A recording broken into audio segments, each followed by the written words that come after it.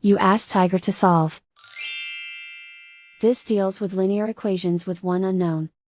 The final result is x equals 40. Let's solve it step by step. Group all constants on the right side of the equation. Add 3 to both sides. Simplify the arithmetic.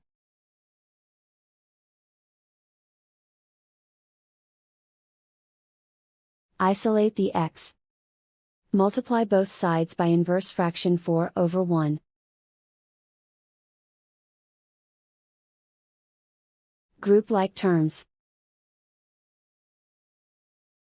Multiply the coefficients. Simplify the fraction. Simplify the arithmetic. And so the final result is x equals 40.